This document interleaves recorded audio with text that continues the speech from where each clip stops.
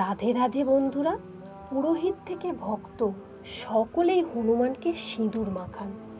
আর কম বেশি আমরা সকলেই অনেক মন্দিরে দেখেছি বজরংবলীর সারা শরীরে সিঁদুর মাখানো। কিন্তু সিঁদুর তো সাধারণত দেবীদের দেওয়া হয়, তাহলে হনুমানকে সিঁদুর মাখানো হয় কেন?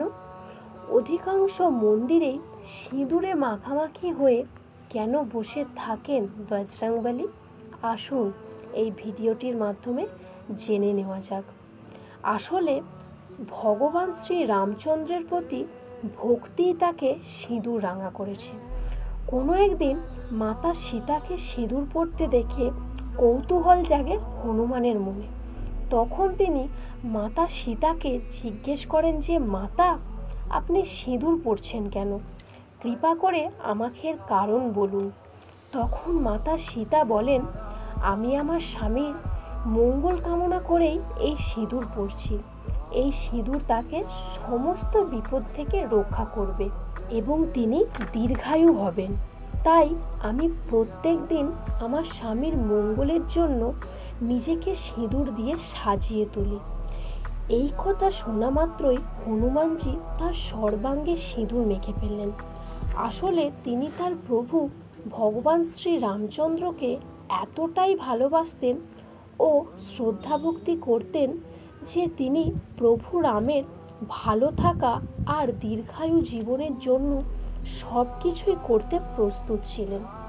সেই সিঁদুর মাখা অবস্থাতেই তিনি চললেন রাজসভায়।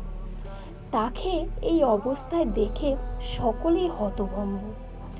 অনেক কষ্টে সকলে হাসি থামিয়ে হনুমানকে এইভাবে সংসাজার কারণ জিজ্ঞাসা করেন।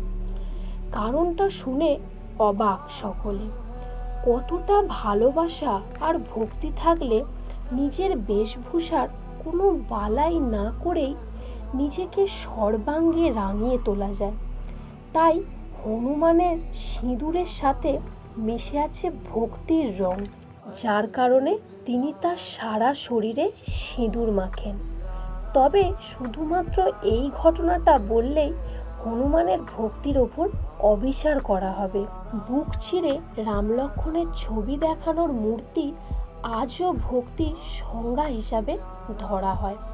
এছাড়া লক্ষ্মণকে বাঁচাতে পর্বত উঠিয়ে আনা, নিজের জীবন রেখে মাতা সীতাকে উদ্ধার করা, এই সব কিছুর জন্যই হনুমানজি প্রভু শ্রী রামচন্দ্রের সর্বশ্রেষ্ঠ ভক্ত হিসাবে পৃথিবীতে স্মরণীয়।